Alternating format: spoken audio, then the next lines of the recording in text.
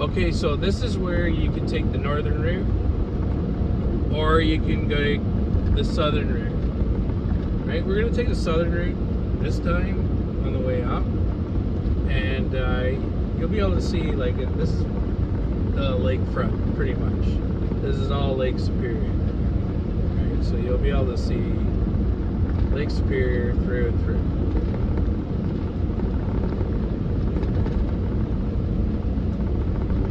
That's also where all the cops hang out. So Scriber's in 90, Terrace Bay 104. Right? So when I lived in Scriber and I worked in Terrace Bay. I think it was about 5 years ago. Maybe a little over 5 years.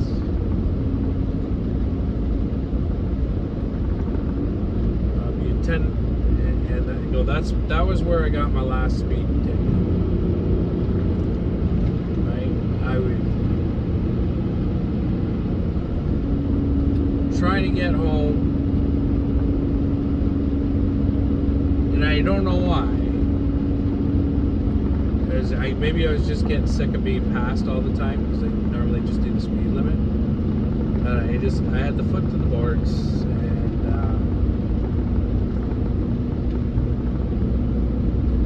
yeah, I got pulled over for doing 10 over.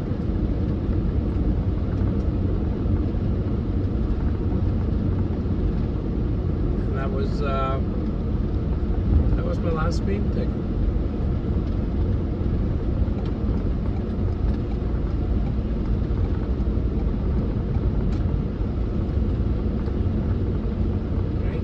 Then I moved out of there. I went west, obviously. That's where the money's at. Especially if you're a tradesman. So, I don't have any kids, and I don't have any wives or ex-wives or any real reason to stick around anywhere at any time. So when I apply for jobs, I apply all over Canada, and my goal is to one day work in every province. Right? Well, it wasn't my goal at first, but after about 3 or 4 provinces, then it was. Right now I got 6 under my belt.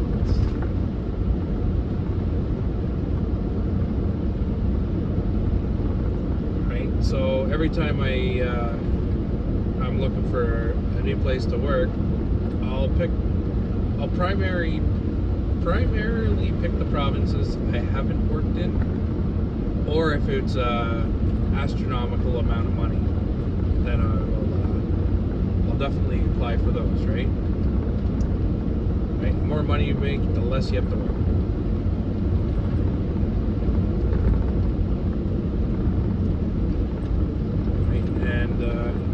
And it's true on all counts. Because I worked for companies that run you flat out all the time, and that's fun. Like, don't get me wrong, it's totally fun to go flat out, you know, once in a while. But when you're doing that every day, non-stop, you get burnt out. Right? And I'm over 40 now, right? When I was 20, that's all I did all the time, right? Just run flat out. Right? And yeah, it catches up to you. Like at 40, I got sore back, sore knees, even my feet are sore.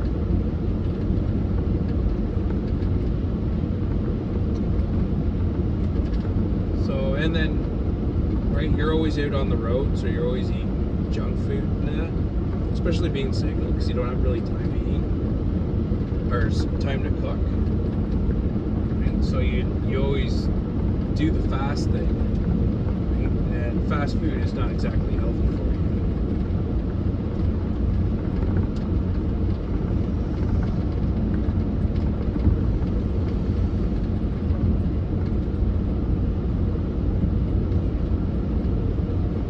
Either is pretty much sitting in a van and driving for endless amounts of time at a time. It's probably not the healthiest for you either.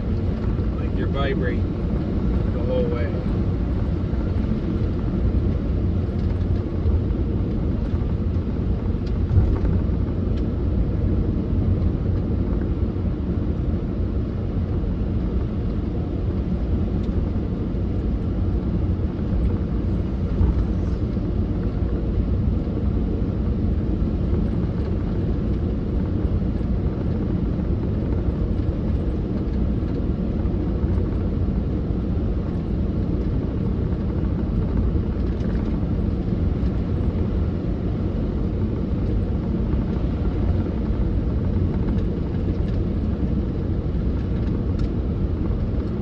This is Ross Port. It's not my port.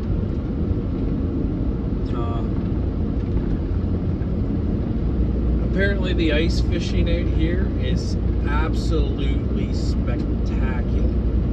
Like, if you want huge lake trout, this is where you go.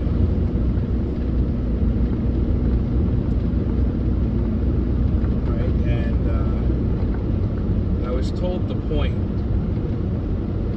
Go to the point in Rossport. So, if you're ever up this way and you want to do some ice fishing, there you go. There is a small bait tackle shop. I think he's an online store too.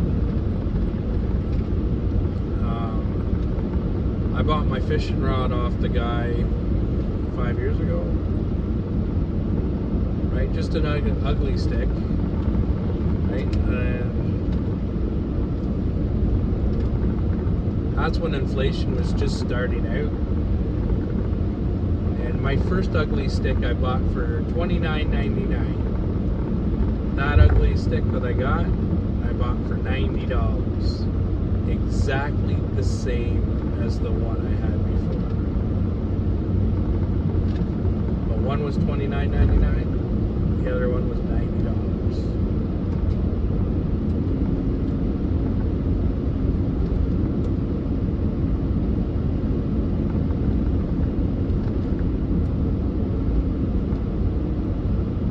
Yeah, it was a couple $100 I spent at that store.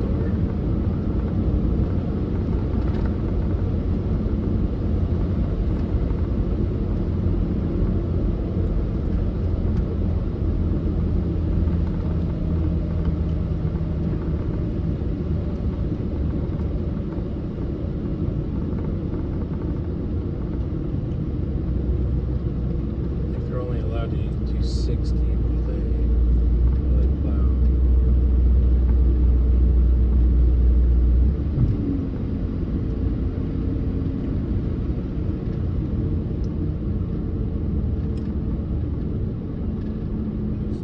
Back her down to 50.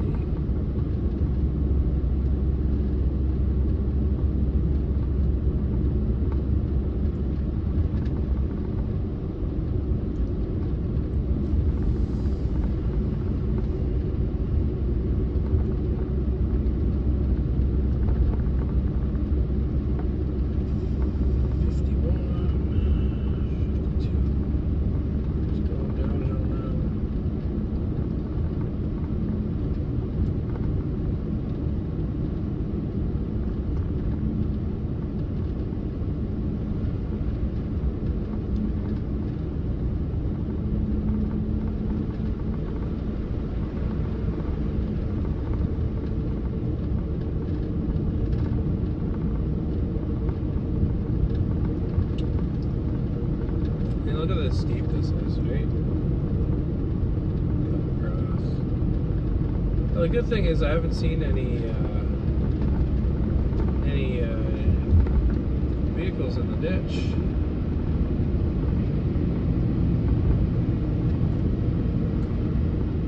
Other than that one guy sleeping on the side of the road. Right? Definitely hungover, man. His head was out the window getting fresh air. We've all been there.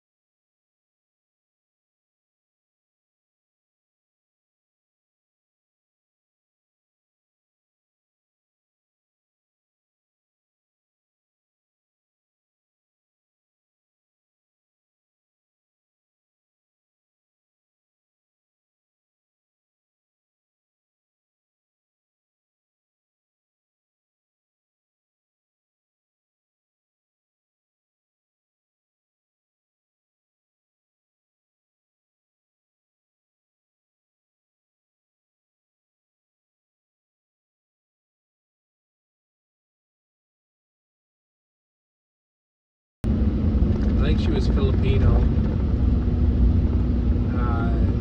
Lady went, or girl, I should say, went missing out of Rainbow something Provincial Park.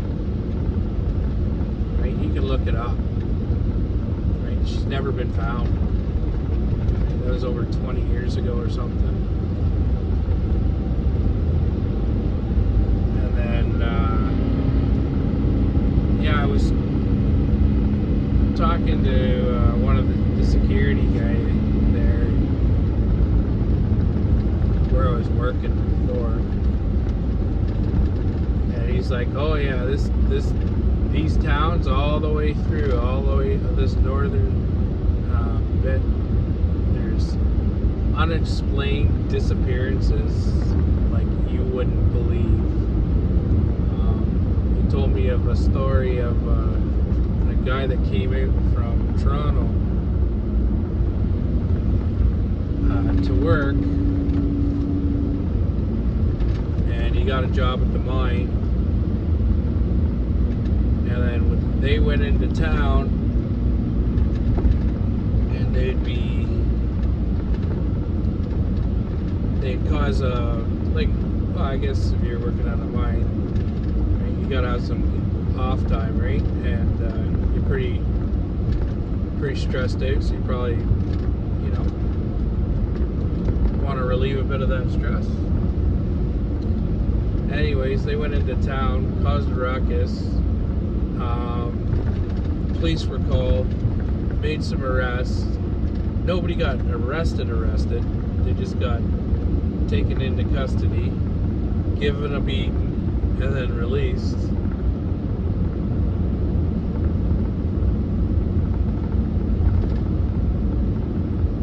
And then they found a body of one of the people that were taken into custody, beaten and released the next day. And they're pretty sure that he died because of the beating, but on paper it's not that. But that was what he told me.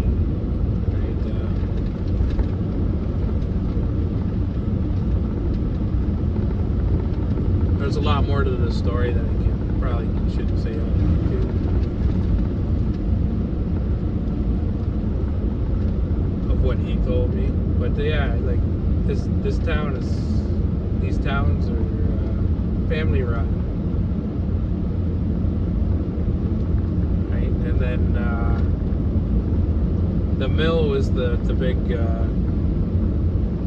It was what created, I guess, the Terrace Bay. And the train station, the CN, or is it CP? I don't know. I don't know which train that owns Scriber, but yeah, that was built up to that. And the young lad that I worked for, apparently there was two rival families, and the young lad that I worked with, right, his parents are from those two families. So, and those two families like own the whole town.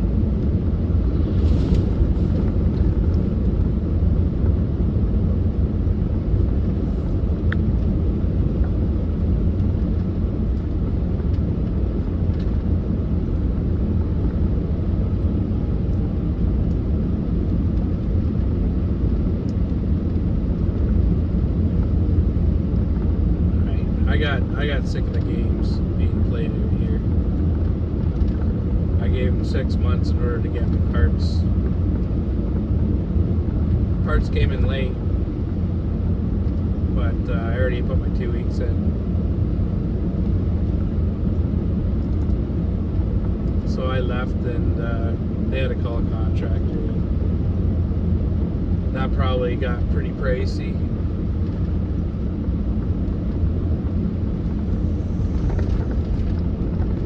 But nobody wants to work for bottom end wage. These mills and So no offense to like the sheet metals worker union or anything like that, but yeah, running a line is 10 times different than what I do in my trade, right?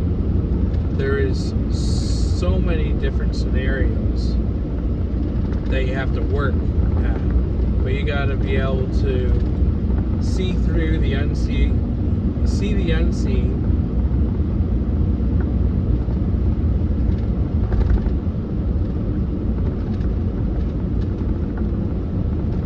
and make judgment calls from that, right? In order to correctly identify parts that are not working on every individual unit.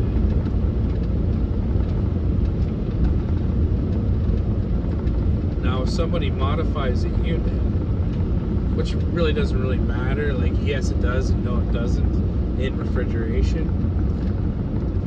So if you take a heat pump and you modify it to be a cooling only unit, right, then you should set it up that way too, right? The safeties run differently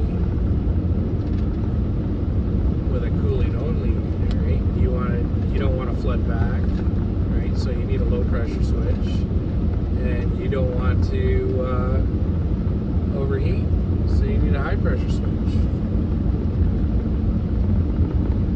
Kind of makes sense. And then you're going to want some sort of lockout in case one of those two things happen. Especially when you're relying on untempered water as a cooling source.